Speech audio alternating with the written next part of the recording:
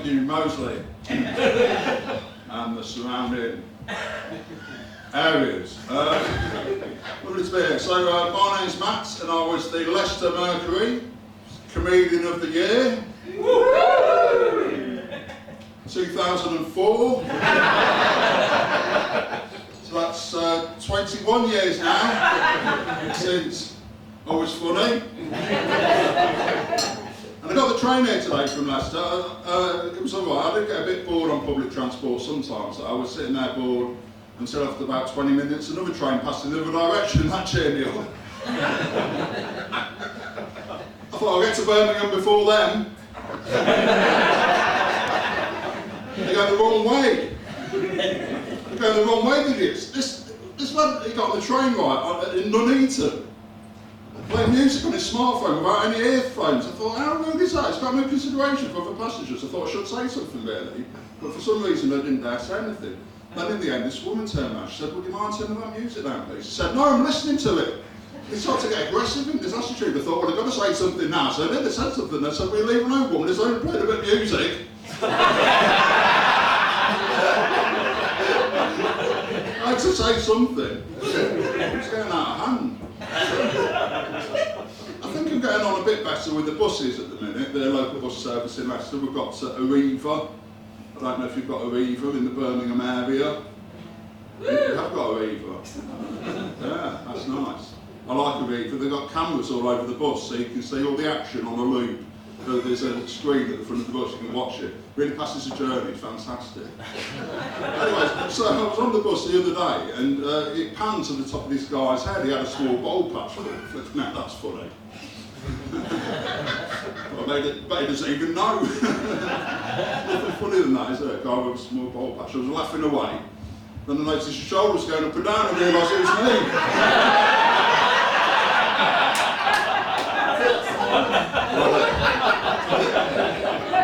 I don't think that's a small bowl patch. I wrote that one 5 years ago. So I was in a cocktail bar in Leicester last night. Said to the barmaid, I'll have sex on the beach. She said, you'll be lucky, the last train to Skegness has gone already. To get it, because you have to change it Nottingham and Newark, so it leaves really early. You know. That's why that one works.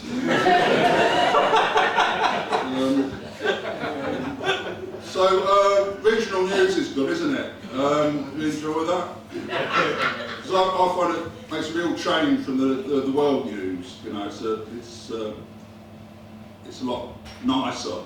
Well, it's nasty still, but on a smaller level. So it's not that much nicer. But they've got light-hearted bits. And is Nick Owen still doing the West Midlands? Yeah. Fantastic. Because I remember him doing it 35 years ago. And you're probably wondering how I know this. And that's because my mate Rob, and a few people in Leicester had this. He had East Midlands News upstairs and West Midlands downstairs. Because of the aerial. No, there's a difference between the aerial on the roof and the aerial on the portable TV. So we used to have tea around his mum's house, right? And we'd finish tea just in time for regional news. And we'd let the dinner settle for a bit, and then Rob would say, come on then, let's burn it off. We're running trying to catch all the news from all over the Midlands for half an hour. It was quite hard work actually, but back then Bob was one of the fittest blokes I know, and he knows what's going on in the Midlands. So I've got mental health problems. Good, isn't it? Something to talk about. Well, I had mental health problems when they were fashionable back in the day. Or unfashionable, whichever way you look at it really. But now at least it's good we've all got our own labels, so we can enjoy that, take advantage of that. I know I do. And I got put onto new medication a few years ago, but it's very old medication, it's called lithium. It's a mood stabiliser. I got diagnosed as being bipolar, which is bad. Well, it's up and down, you know. And I hate taking the lithium tablets because they're very bitter. They make me gag. I wish I brought some with me tonight. I could have done with a few more gags.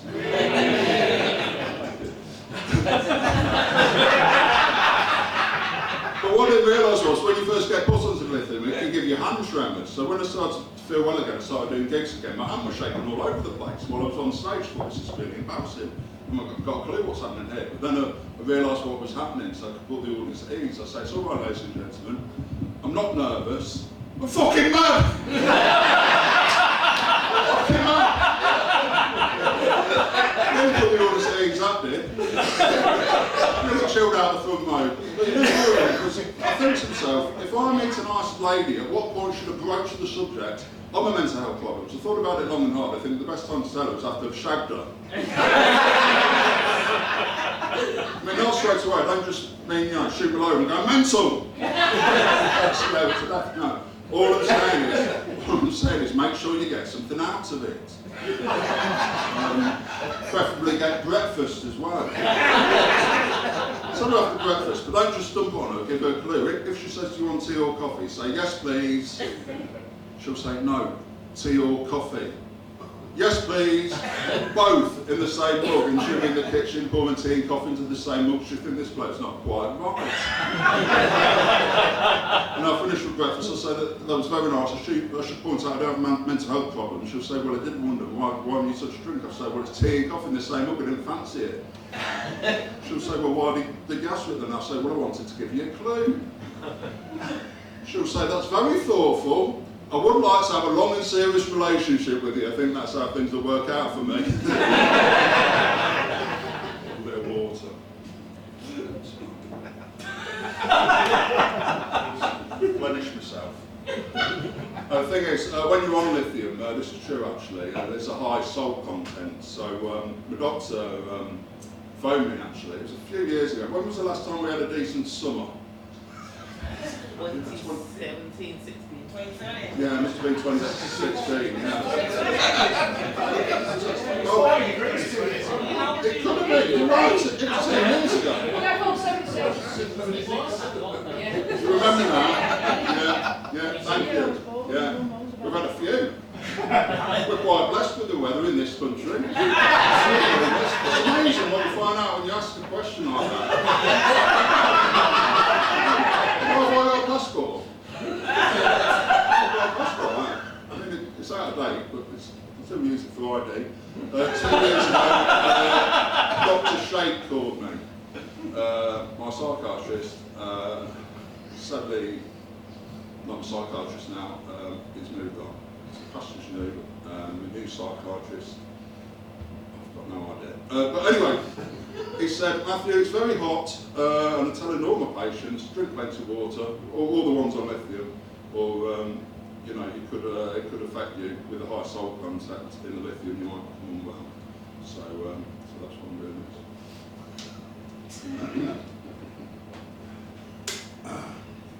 And one day I'm going to write a joke about that rather than just tell you what happened.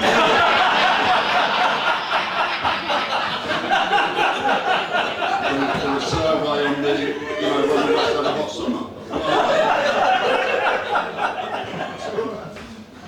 So I've always been a stand-up comedian. There used to be a biscuit packer by trade. I used to work for Jacob's Biscuits in Leicester. I used to pack custard creams, bourbons, pink wafers, fig rolls. That's a joke.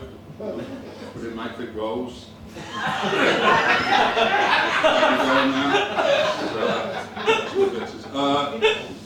We did jam Oxford rings. Yeah, jam Oxford rings, you'll probably know them as jammy dodgers, but I was all professional. And I worked hard and I packed a lot of biscuits, but as hard as I worked, I just couldn't get a permanent contract. And it's so hard when you realise what you want to do in life and you can't get a permanent job and all the permanent staff that used to look down on us. We used to say things like, we're going to be packing biscuits for the rest of our lives. And you're not, because you're shit.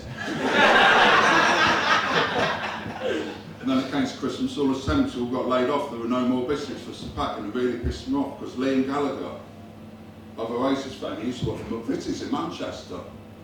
I've got to know a few people in Manchester through doing comedy, and they told me Liam Gallagher was a fucking good biscuit packer.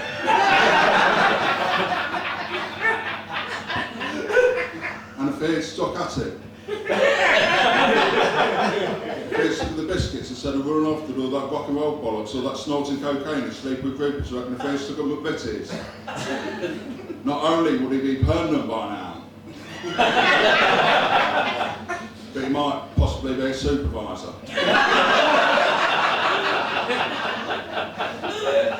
So I moved on from the biscuits after that. I got myself a nice office job.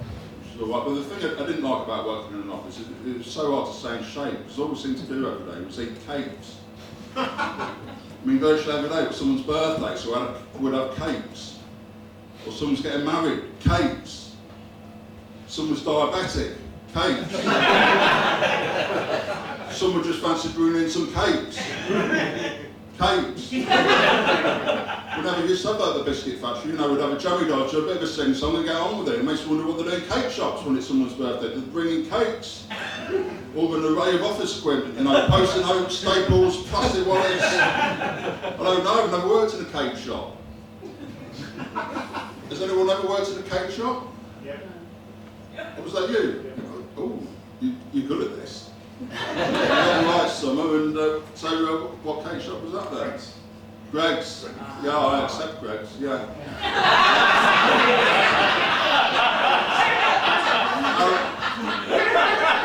Let me guess how long you. Can I guess how long you been employed by Greg's? Yeah, go on, yeah. 1 week. No, slightly longer. How long? 2 years. Wow, that's amazing. Well done. It's my local Greg's. I go in maybe once a week, and it's different stuff every time, and that's it. Yeah. I'm getting some new glasses tomorrow, so. But yeah, 2 years. So what happened when it was someone's birthday? What did you do? That was the point of this. It's all half price anyway, so it's close. Oh, right, yeah. So it's Stuff close to $1, isn't it? Yeah, good. You're on your feet all day though, aren't you? So it's not like when you're in an office. So you bought half-price cakes for your members, your colleagues whose birthday it was. Yeah. Just about taking the jacket off. So see it through to the end. Right, so that's what you did then. Right, okay. I'll wait to get back home and put that on my wall charts.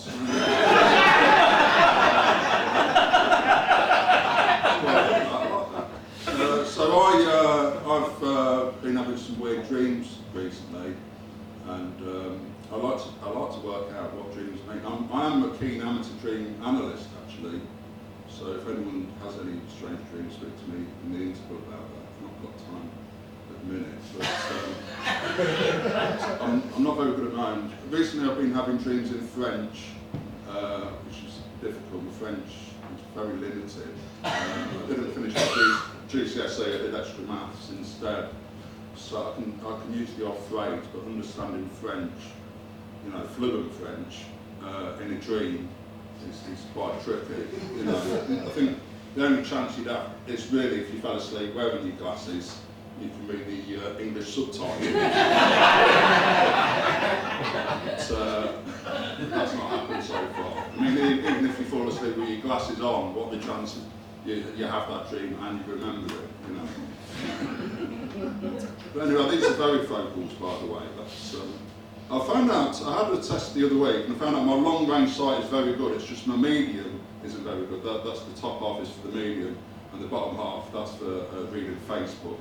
5 hours a day, which completely knackers your memory, you know.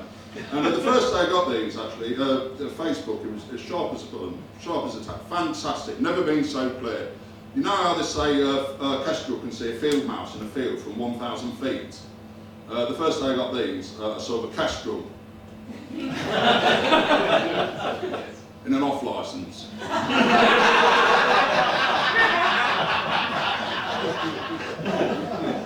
Kestrel lager, 9%. Bought 4, drank them, couldn't see fuck all. I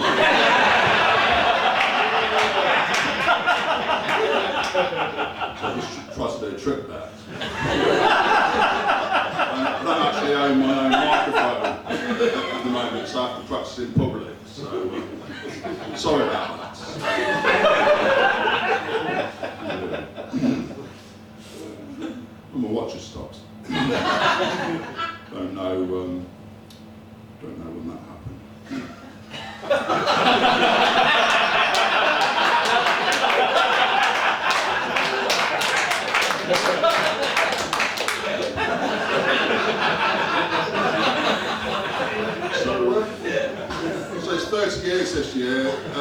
years since I first went to Tenerife.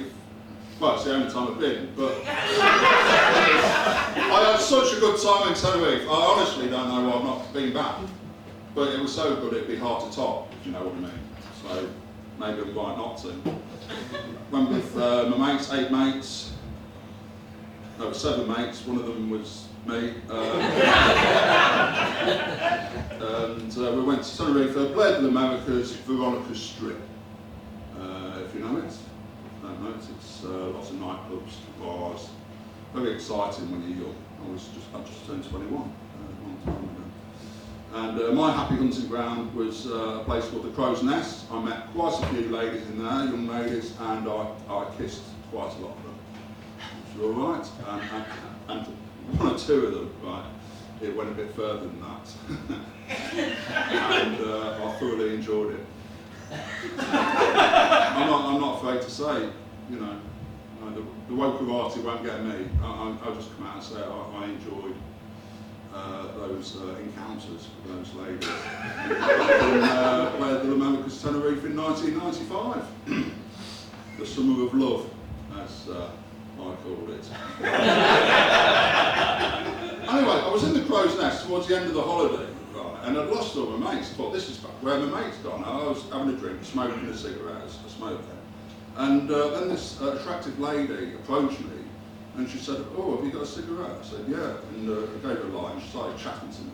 And they say smoking's bad for you, don't they? But, it wasn't this night. And we got chatting, and then we started kissing, and then we were chatting again. She said, "What do you do for a living?" I said, "Oh, I'm in engineering." I was at the time, engineering. Semi-skilled. She liked that, semi-skilled. I was unskilled. I became semi-skilled. Hey lads, we know about that sort of thing. It's okay. I said, "What do you do?" She says, "Oh, I'm in like a girl band, like a group, you know, music group." I said, "You're joking?" I said, "Well, I've heard of them." She says, "Oh, I doubt it, we're called the Spice Girls." I was like, "No, I've not heard of them." They're good. She said, "Well, we're doing all right. We're doing all the clubs, doing the gay clubs. We've got a really good manager. Probably next year we'll release our first single, and it will definitely get into the top 40, probably into the upper echelons of that." Echelon. I learned that word earlier for this case, actually. I just fell in love with her. I thought I'd love to marry this woman.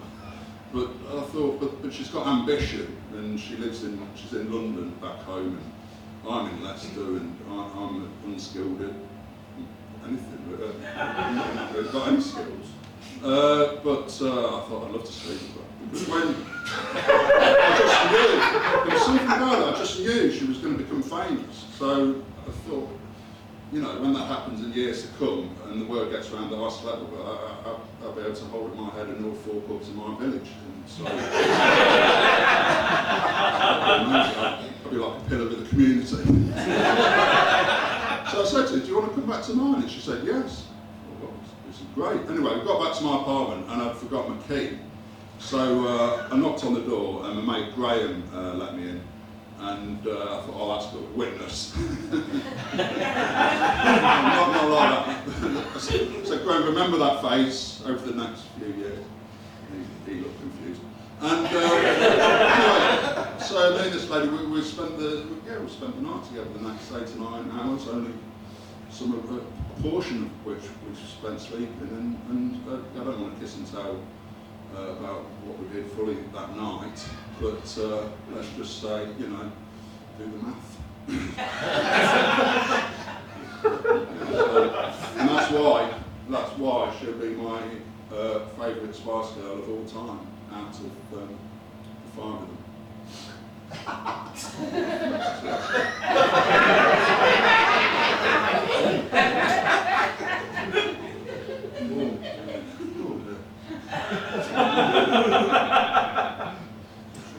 Yep.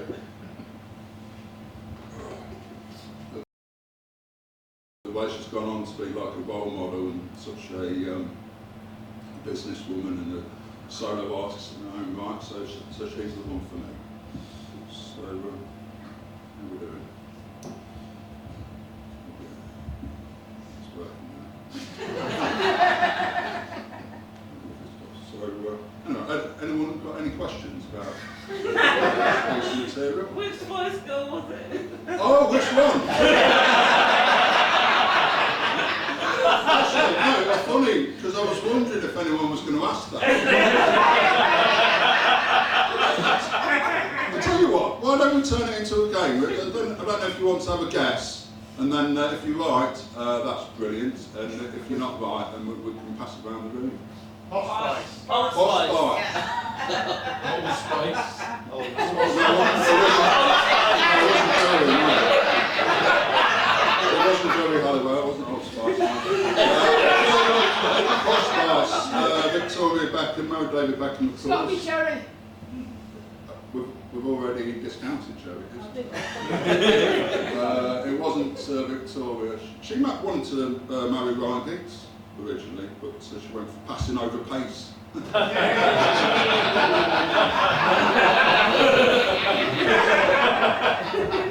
Scary Spice. Scary Spice. Oh, that's a good effort. No, it wasn't scary. Baby Spice. Baby of the bunch. Emma. Emma Bunton. No, it wasn't. Sporty. Yeah. So Not she'd wear me sporty. out sporty. Oh dear. No, I was fitter then, but like I said, I smoked and that. But it wasn't sporty, no. Any more guesses? Any more Spice Girls? Is that it? Ginger Spice? Is that it? Yeah. Oh, well, maybe she wasn't in the Spice Girls. She said she was in the Spice Girls. Her name was Mandy, she was from Grimsby. Big bone girl, cheap tattoos. She's a dancer, a backing dancer. A backing dancer.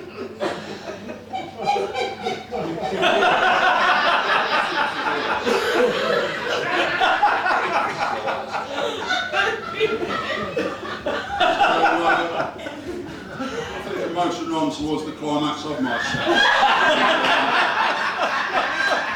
Funny what you find out in Moseley after all these years. Moseley. I came here to cheer you up because I thought you might be angry. I don't know. So I met a bloke from Moseley in the 1980s and he was angry. So in my head, like everyone's angry in Moseley. He was a fan of Moseley Rugby Football Club, and that was in the amateur days. And I don't know if you know. Moseley had one of the best teams in the country back then. You were aware of that? Yeah. And they used to play Leicester Tigers, and they had a good team. And Moseley had a good team. It's hard to say if they had a very good team because there were no league tables. So just teams randomly played each other and just got drunk. No one really knew what was going on. I went to visit my dad at work once when I was a kid, I'm not sure why. I said, isn't that Peter Wheeler, the Leicester Tigers and England rugby captain? He said, yeah, he works here. Yeah, he sells insurance.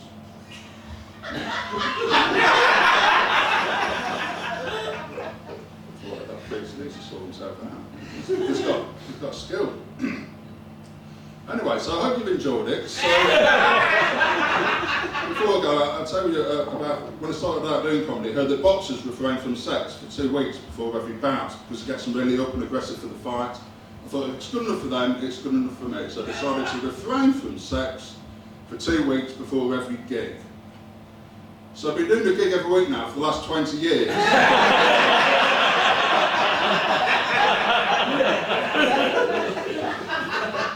That's my excuse for not getting laid anyway. Actually, I was offered sex by a nice lady the other week. I had to turn it down. I said, sorry love, I'm at the Patrick Kavanagh in Moseley a week on Wednesdays. I've got to think of the audience. I'm thinking of you guys, but looking at some of your faces now, I wish you'd fucked her, to be honest.